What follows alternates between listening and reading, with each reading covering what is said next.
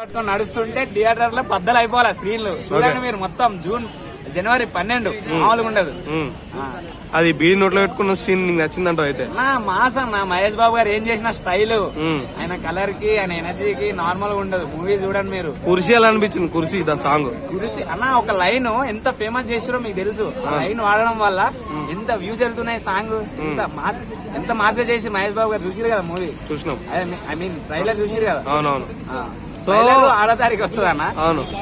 Song లో wait చేస్తున్నా. ఆ కుర్చీతో ఎక్కడెక్కడే తిరిగి ఫేమస్ అయ్యి ఈయన వర్డ్ ఆయన వాడుకున్నాడు కదా, ఎలా అనిపించింది? అంటే ఒక రోడ్డు మీద తిరిగి బాబాయ్ కూడా వాడింది కదా. అందుకే సినిమాలో అంటారు కదన్న, చాలా వరకు ఎవరికి ఎప్పుడు ఫేమ్ వస్తుందో ఎప్పుడు నేమ్ వస్తుందో చెప్పలేమన్నా. ఐ లైక్ అది బానే ఉంది. యూత్ అంతా బానే ఉంది, మాస్గా ఉంది. ఆ మాట అనేది వాడారు, దాంట్లో తప్పుగా ఏం లేదు కదా. కుర్చీలు మడత పెట్టి డాష్ అని చెప్పేసి సాంగ్ పెట్టారు కదా.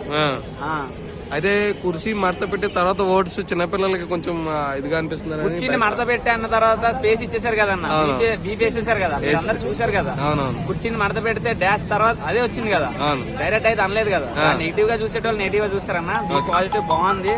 నాకైతే సాంగ్ నచ్చింది. నేనైతే 6వ తారీఖు కోసం వెయిట్ చేస్తున్నా ట్రైలర్ కోసం. మహేష్ బాబు లుక్స్ ఎలా అనిపించింది? పూరా మాస్.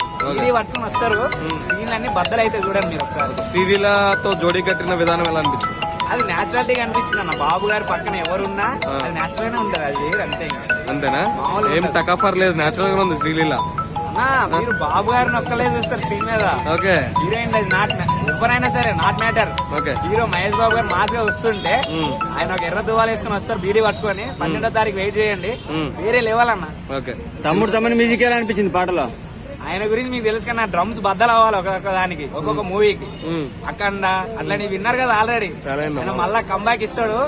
జనవరి 12 వెయిట్ చేయండి, మామూలుగా ఉండదు. సినిమా హిట్ ఓవరాల్ గా సూపర్ హిట్ అయితే ఎక్స్పెక్ట్ చేస్తున్నా. ఇంకా దానికి అయితే బ్రేక్ లేదు. ఎందుకంటే దీని తోడుగా ఇంకో 4 పెద్ద సినిమాలు పెద్దలు వస్తున్నారు. ఎవరి టైంలో ఎవరి థియేటర్ లో వాళ్ళు వెళ్తుంటాయి అన్న. This is the common. ఒక సినిమా కంపేర్ చేయలేం కదా. ఒక్కొక్క స్టోరీ ఒక్కొక్క డిఫరెంట్ గా ఉంటది.